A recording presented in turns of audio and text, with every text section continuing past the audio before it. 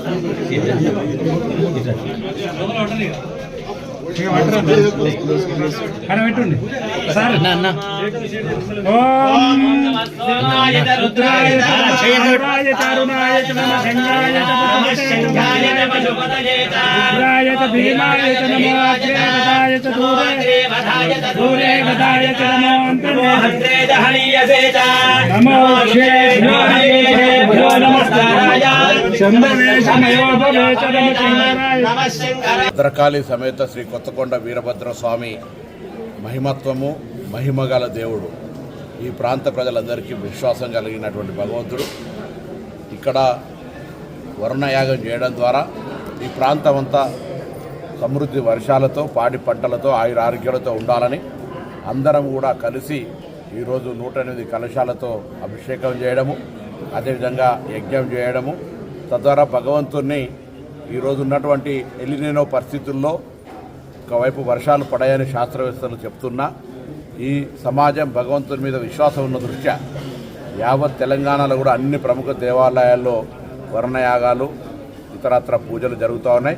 నేను హైదరాబాద్ ఇన్ఛార్జ్ మంత్రిగా హైదరాబాద్లో జరిగే బోనాల సందర్భంగా కూడా ఆ అమ్మవారిని ప్రార్థిస్తూ రోజు కూడా వర్షాలు సమృద్ధిగా పడాలని కోరుతున్నాం.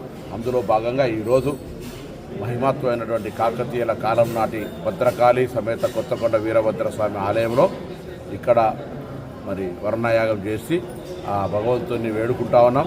మా ప్రాంతం అంతా కూడా తెలంగాణ రాష్ట్రం అంతా కూడా దేశమంతా కూడా సమృద్ధి వర్షాలతోటి పాడి పంటలతోటి ఆయురారోగ్యాలతో ఉండాలని ప్రార్థిస్తున్నాం.